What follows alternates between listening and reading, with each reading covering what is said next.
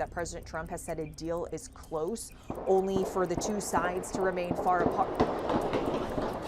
No.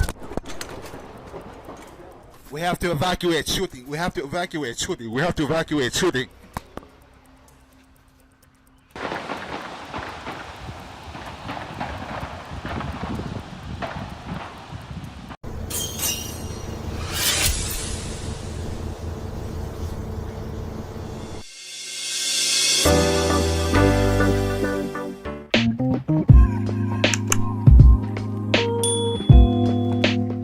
ሰላም ጤና ይስጥልን በአለም ዙሪያ ለምትገኙ የኢትዮ ቨርቴክስ ሚዲያ ተከታታዮች በሙሉ እንደምን አላችሁ እንደምን ቆያችሁ ሰበር ዜና ተሰምቷል።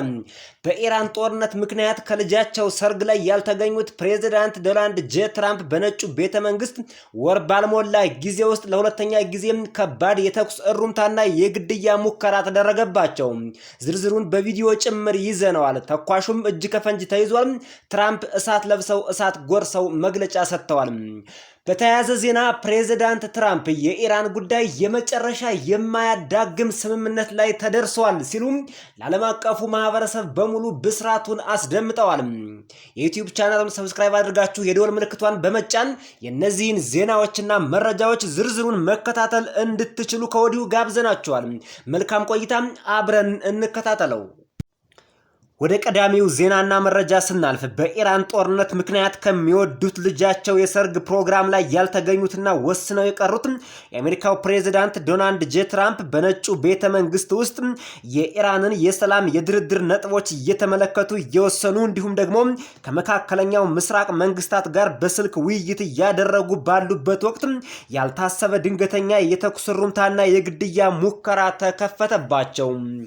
የተኩስ ልውውጡ የተካሄደበት የ17ኛው ጎዳናና የፔንሲልቬኒያ አቬኑ 7th ስትሬት ኤንድ ፔንሲልቬኒያ አቬኑ መገናኛ የነጩ ቤተ መንግስት ይዞታ አካል በሆነውና የፕሬዝዳንቱ ከፍተኛ አማካሪዎችና ባለስልጣናት ቢሮ በሚገኙበት የአይዘንሃወር ኤግዚኪዩቲቭ ህንጻ በጥበቃ ላይ በኬላ ላይ በር ላይ ነበረ የተፈጸመው። የጸጥታ አካላት እንደገለጡ ተጠርጣሪው ወደ ሴክሬት ሰርቪስ የጥበቃ ቦታ በመጠጋት ጥይት አውጥቶ በቀጥታ መተኮስ ጀምሯል። የጥበቃ አባላቱ በወሰዱበት ፈጣንና አፋጣኝ ያጸፋ እርምጃ ተኳሹን ተኩሰው ጥለውታል ነው የተባለው። በወቅቱ በነጩ ቤተ መንግስት ቅጥር ግቢ ውስጥ የነበሩ የዜና ዘጋቢዎች ከ15 እስከ 30 የሚደርሱ ጥይቶች ሲተኮሱ እንደሰሙና ለደህንነታቸው ሲሉ መሬት ላይ ለመተኛት መገደዳቸውን ገልጸዋል። እዚህ ቪዲዮ ላይ የምትመለከቷት አንደኛዋ ጋዜጠኛ ደግሞ ፕሬዝዳንት ዶናልድ ጄ ትራምፕ ስለ ኢራን ጉዳይ የሰጠውን መግለጫ ለዓለም አቀፉ ማህበረሰብ ለመዘገብ ደፋ ቀና ስትል ነበር በድንገት ተከታታይ የተኩስ ሩምታ የተከፈተው። እሷም የዜና ዘገባዋን አቋርጣ ሌሎቹ ጋዜጠኞችም በሙሉ መሬት ላይ ሲተኙ ተስተውለዋል። That President Trump has said a deal is close, only for the two sides to remain far apart. No.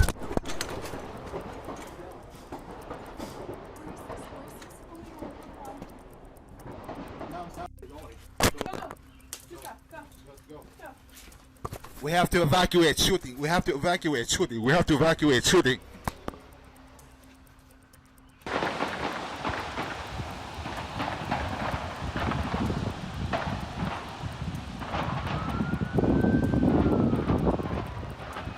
Saw her reporting on Fox 5's 8 p.m. news. We have her here with us as well. And Regina, I just want to ask you what you've been seeing out there.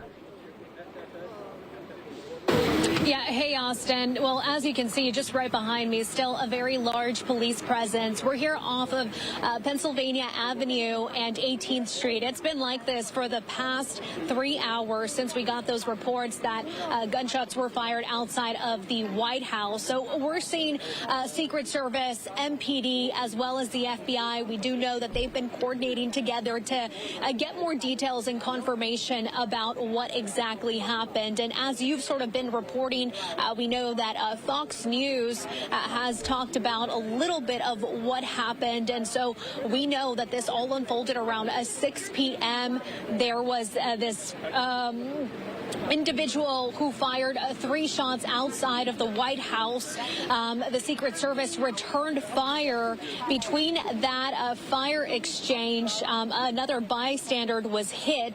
We know that that bystander, as well as the shooter, they both are in critical condition. We're trying to get more information about that as well. የተኳሹን ማንነት በተመለከተ ፖሊስ እንደገለጸው የተገደለው ተኳሽ ናስር ቤስት የተባለ የ21 ዓመት ወጣት ሲሆን ባለፉት 18 ወራት በዋሽንግተን ዲሲ ኖር የነበረ ግለሰብ ነው ተብሏል። ግለሰቡ እዚህ በፎቶ እንደምትመለከቱት ጥቁር አሜሪካዊ የሚመስል የቆዳ ቀለም ያለውና ጸጉሩን ደግሞ ድሪል ያደረገ ግለሰብ ሆኖ በምስል ተከስቷል። ግለሰቡ በጆርጅ ዋሽንግተን ዩኒቨርሲቲ ሆስፒታል ከደረሰ በኋላ ወዲያውኑ ሕይወቱ ማለፉም ተዘግቧል። ይህ ግለሰብ ቀደም ሲልም በነጩ ቤተመንግስት ጥበቃ አካላት ዘንድ የሚታወቅ ሲሆን ሐምሌ 2025 እንደ ፈረንጆቹ አቆጣጠር የነጩ ቤተመንግስትን የጥበቃ ክልል ጥሶ ለመግባት በመሞከሩ ታስሮ የቆየ ግለሰብ መሆኑም ታውቋል። በወቅቱ ራሱን ኢየሱስ ክርስቶስ ነኝ በማለት ይናገር እንደነበርና ፍርድ ቤትም ከነጩ ቤተመንግስት አካባቢ ፈጽሞ እንዲርቅ እጅግ ጥብቅ ትዕዛዝ ሰጥቶት እንደነበር ተገልጿል። የደረሰውን ጉዳት በተመለከተ በተኩስ ልውውጡ ወቅት አንድ እግረኛ በአካባቢው የነበረ ንጹሃን ዜጋ ማለት ነው በጥይት ተመቶ በከባድ ሁኔታ ቆስሏል። ይህ ግለሰብ በአሁኑ ሰዓት በሆስፒታል በጽኑ ሕክምና ላይ ይገኛል ነው የተባለው። ግለሰቡ የቆሰለው በተኳሹ ጥይት ይሁን ወይም ደግሞ የጥበቃ አባላት በወሰዱት ያጸፋ እርምጃ ጥይት መሆኑን ለማወቅ ምርመራ እየተደረገ ነው ተብሏል። በነጭ ቤተመንግስት ሰራተኞችና በፕሬዝዳንቱ ላይ የደረሰ ምንም አይነት ጉዳት የለም ነው የተባለው። ፕሬዝዳንት ዶናልድ ጄ ትራምፕ ከዚሁ ጋር ተያይዞ እጅግ በጣም ተናደውና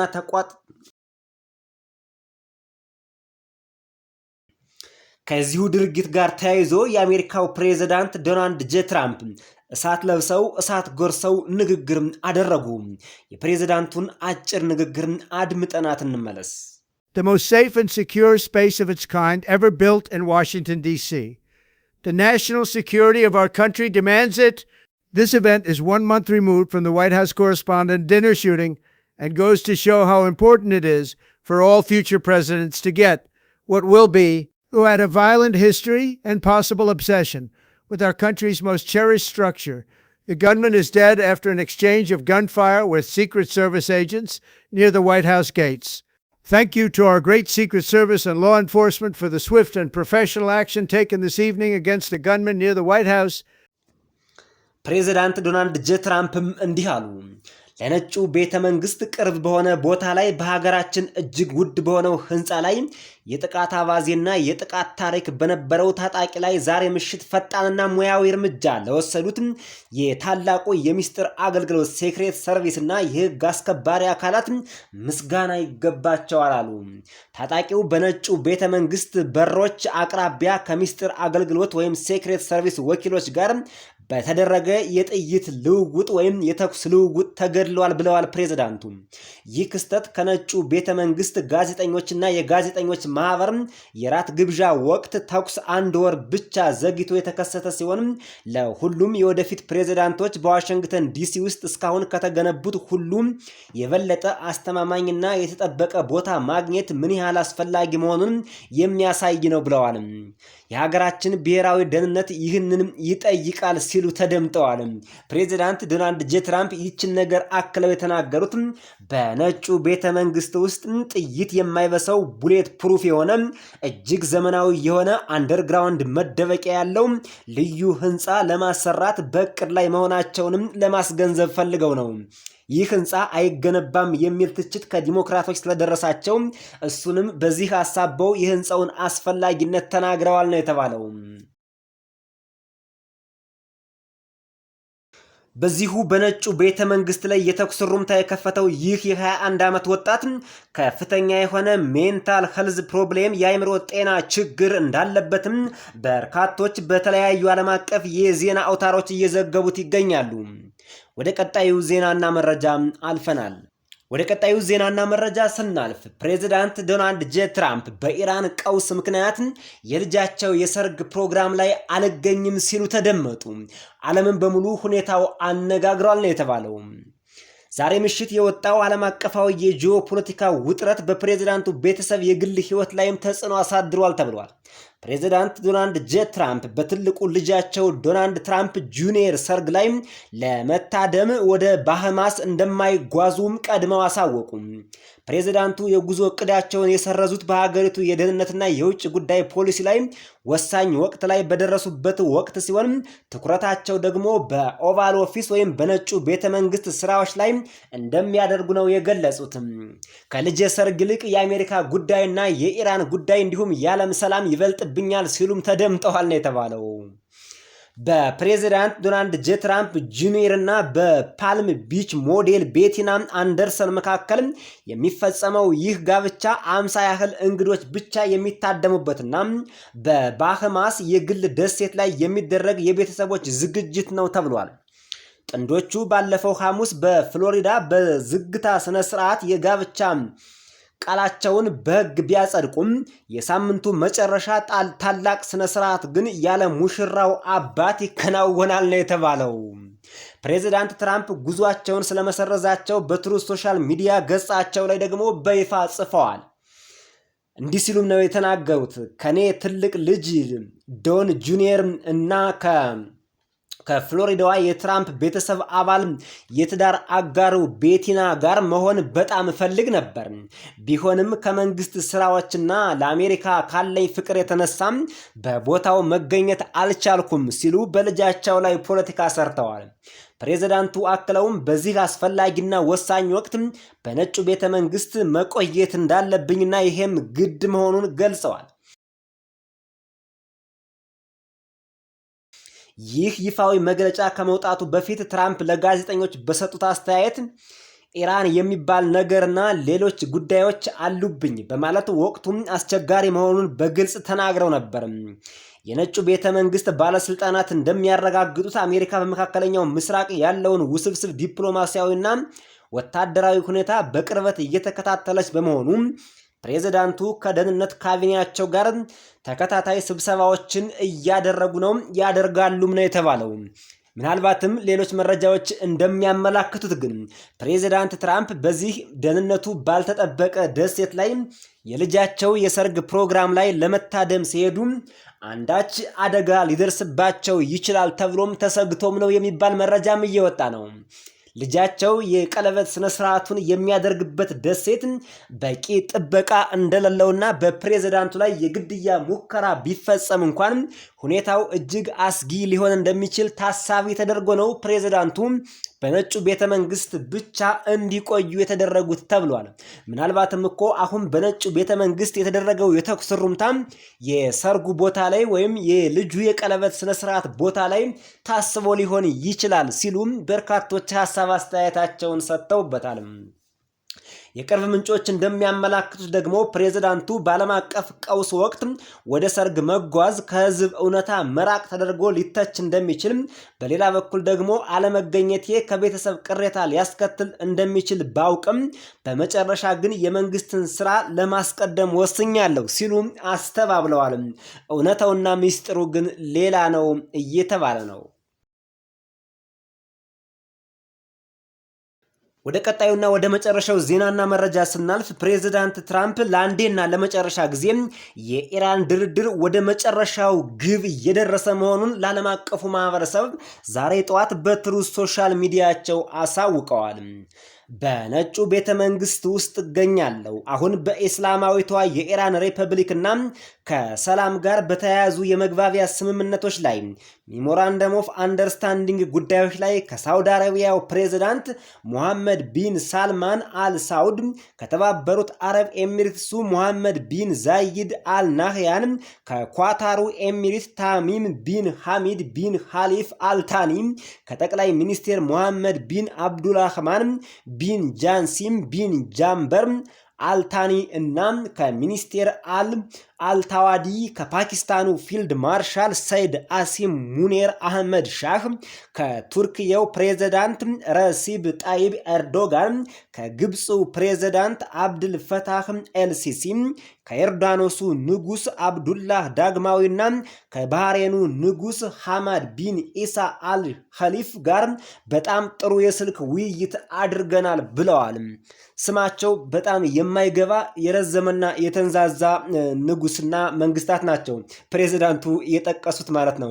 ብዙ ጊዜ ኢትዮጵያኖች በደንብ የምንሰማቸውና የምናውቃቸው የቱርኩ ፕሬዝዳንት ረሲብ ጣይብ ኤርዶጋን፣ የግብፁ ፕሬዝዳንት አብዱል ፈታህ ኤልሲሲ እነዚህ ብዙ ጊዜ ይታወቃሉ። ሌሎቹ ግን በጣም ረጃጅም ስም ነው ያላቸው። በተለይ አንደኛው አሚር ታሚም ቢን ሐማድ ቢን ኻሊፍ አልታኒ የሚለው በጣም ረጅም ስም ነውና ከነዚህ መንግስታትና ንጉሶች ጋር በሙሉ ንግግር አድርጌያለሁ አሉ ፕሬዝዳንቱ። በአሜሪካ በእስላማዊቷ የኢራን ሪፐብሊክ እና በተዘረዘሩት ሌሎች የተለያዩ ሀገራት መካከል በመጨረሻው ማጠናቀቂያ ላይ የሚመረኮዝ ስምምነት በሰፊው ተደራድረናል። በተለየ መልኩ ከእስራኤሉ ጠቅላይ ሚኒስትር ቢቢ ኔታንያሁ ጋር የስልክ ጥሪ ያደረኩ ሲሆን ይህም በተመሳሳይ መልኩ በጣም በጥሩ ሁኔታ ተጠናቋል ብለዋል ፕሬዝዳንቱ። የስምምነቱ የመጨረሻ ገጽታዎች እና ዝርዝር ጉዳዮች በአሁኑ ወቅት እየተወያዩበት ሲሆን በአጭር ጊዜ ውስጥ ይፋ ይሆናል፣ ጠብቁኝ ብለዋል ፕሬዝዳንቱ። ከሌሎች በርካታ የስምምነቱ አካላት በተጨማሪ የሄርሙዝ ባህረ ሰላጤ ክፍት ይሆናል ተብሏል። ሁሉም የአረብ መንግስታት የተስማሙበት ያመኑበት፣ ፕሬዝዳንት ትራምፕም ጭምር ያመኑበት እንዲሁም ኢራኖቹም ከሞላ ጎደል ያመኑበት ጉዳይ ስትሬት ኦፍ ሄርሙዝ ወይም የሄርሙዝ የባህር ወሽመጥ ሙሉ በሙሉ እንደሚከፈት ነው። ያልተስማሙባቸው ነጥቦች ግን የኢራን የበለጸገው ዩራኒየም ለአሜሪካ ተላልፎ አይሰጥም የሚል አቋም ይዘዋል ኢራኖች። በጭራሽ ይህ ሊሆን አይችልም ብለዋል። ምናልባት ፕሬዝዳንት ትራምፕ በዚህ ዙሪያ ተለሳልሰው ስምምነት የሚያደርጉ ይመስላል።